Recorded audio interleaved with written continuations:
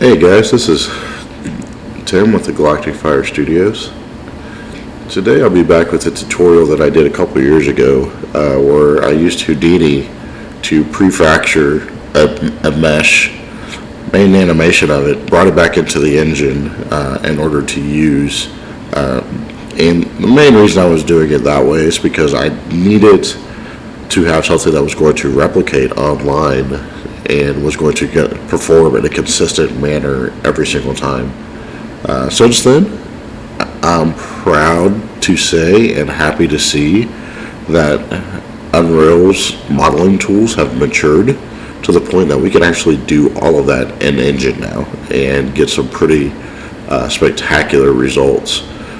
So I'm going to take you through a simple method. I'm actually not going to make the animation, which you can still do with chaos and then catching the animation. You can still do the same exact thing that we were doing, which is probably what you're going to want to do for larger scale destruction. But for what we're going to go over today, I'm just going to use regular real-time physics instead of doing an animation. I don't need that right now. So with all that being said, let's get to it. So first things first, we're going to go to our modeling tools. And as usual, I will preface this by saying this is a more advanced tutorial. I typically don't do beginner level things anymore. I tend to stay towards things that people struggle with or just isn't talked about very often. So what I just did there is I added some subdivisions because I named them for our displacement that we're going to do to this box. So yeah, so what I did there, just in case you weren't paying attention or I'm going too fast, so modeling mode, I got a box and I increased this width and depth, and I left the height. I like where it's at. I think we can work with that.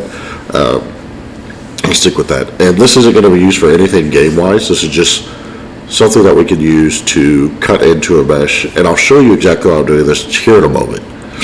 So again, I think we're good with this box, so we're going to accept that. And with it still selected, we're going to come over here to the deform section and displace, and it probably going to look pretty wild when you first turn on displacement with the per the noise. You can see all the noise that's happening on the surface, which is good and actually is what we want. I want some noise. I don't think I want this much noise though, so I'm going to take it down to 3. And I kind of want just a little bit of a subtle amount. Anyway, I think I can live with 5. 5 is fine. Alrighty. So then we're going to accept that. And now we have a piece. So what this piece is going to be used for is our Boolean operations. And the reason I'm doing this is because if we would have just kept it straight the way that we had it, it would have gave us a very unrealistic result. Because remember, I want to destroy this. And I'm doing it this way is because I want a little bit more control over what Unreal offers us to an extent. You know, I can do some of this in real time by keeping with the field constraints and all that kind of stuff. I can keep some of the destruction intact. There's parts of a model that I can make that they won't be destroyed, which is fine and dandy. It's all cool and whatnot. But I run into a little bit of a problem that's unique to my game and probably won't be unique to some others. And which is why I wanted to explore this method again. So anyway, so what I typically do when I'm going to do a Boolean operation, I always select what I want to keep, and then I'll use the part that I'm Booleaning as Booleaning. Gosh, can't talk. As a second part. So anyways, we're going to do the mesh bool operation, and of course my computer would crash. So I'm going to pause it for a second, and I'll come back. Alright, actually, very good thing that my engine crashed because I forgot something incredibly important. Okay, so whatever your original mesh is, So if you have a proprietary piece of mesh like I have here, something that wasn't just a box primitive or anything like that, something that you want to keep intact, doing mesh operations on it is actually going to happen to the original, and there may be something about that I'm missing. So I typically try not to work on the original model. So what you want to do is select it, and you want to duplicate the mesh.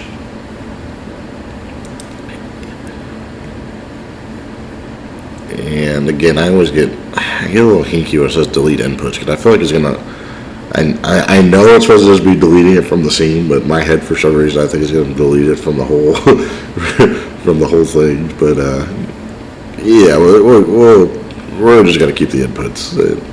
We'll go from there. So this is wall A, I believe. We're gonna call it tut wall, and we'll accept that and move it a little bit, and now we'll delete y. Okay, so I apologize for that. If you haven't done that, please make sure you do that, okay? Because I don't want to destroy you guys' original models if you had them, okay? And that's this is just okay. So anyway, so we ended up. So like I said, I like to select this first, and then select what you're going to be using it to Boolean. And we're going to do that mesh operation on it, and then now you can see right away what I was talking about. So now it gives us this rigidity to the model, like as if we were cutting into it. Because if we were to destroy something, it wouldn't just be flat. It's actually going to look like you tore into it. So that's exactly what I want, and we can go from there. So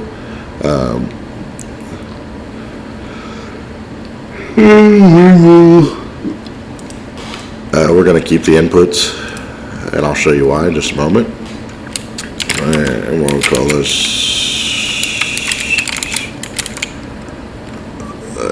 We'll just call it structures 2. Alrighty. So we had that, and since we kept the originals, so that's what happened. So here's part of the problem that we have. Okay, so that's a big chunk that's missing. So and it's all one model right now. So even if we were to bring this down, now this model is shorter than the original, and we don't want that, right? We want it to be as far intact as the original as we could possibly have.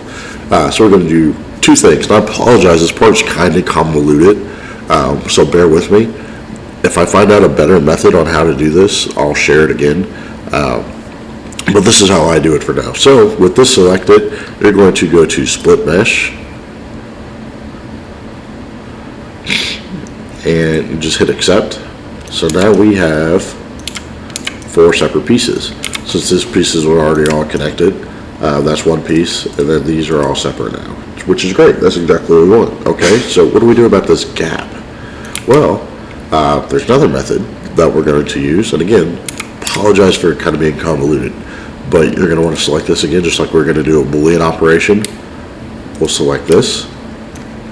Make sure that I didn't accidentally select something else. Okay, and then now you're going to go to mesh cut, and we're going to accept those. Alrighty, so let's get this out of the way. Let's select approximately where you think those cuts are, and let's slide them back over, and we get them lined up. Alrighty, and voila, look at that. And if we were to select something else, you wouldn't even know that the 7 pieces. So now what we want to do, because we want this to be back a part of this, we don't want it to be part of the bottom, but we do want it to be part of that. So now what you're going to do is, with all those selected, we're going to go to mesh merge,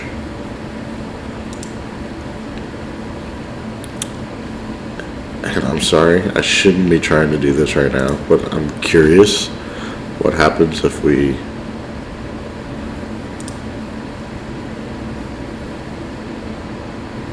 I just want to see it. I'm sorry. What happened? Did we make something new? What is this? What's going on?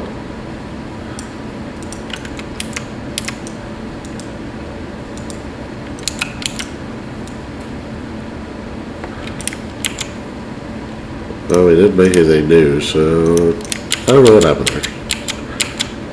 I'm sorry, I should be experimenting with you guys this time. I apologize.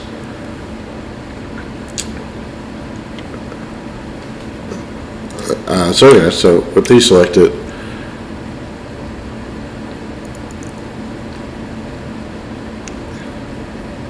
God, I want to experiment again, but okay, no, we won't. So we'll do the mesh merge. And we can go ahead and delete the inputs. I'm a little scared again. Instruction to 2, name it 2, and go from there.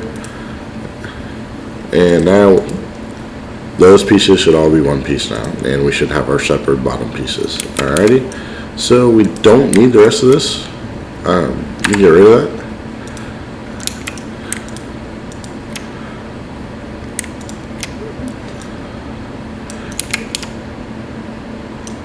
And just for performance reasons, because I don't want that looked at as 3 separate meshes, and honestly I don't really know if it's gonna do it anyways. We're gonna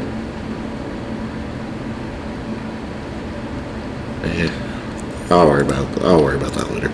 Alright, so anyways, so now we can move on to the fracturing, and you're probably gonna want a different method than this, just because usually you don't fracture things that have gaps in them like this, because it's going to create its own collision between these gaps that you can't walk between, and that's not good. So anyways, I'll show you what I mean.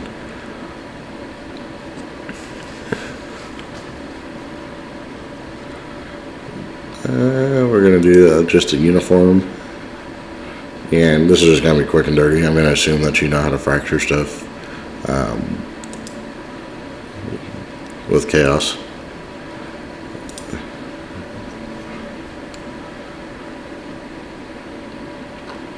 Alrighty, and I may actually be wrong. We'll find out. I want to see real quick. So I'm going to leave it sleeping for a moment.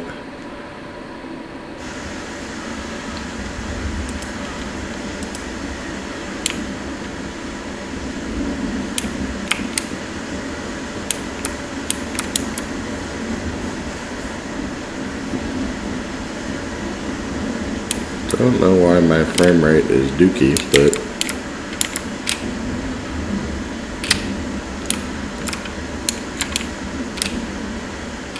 yeah, see, you got some invisible collision going on there.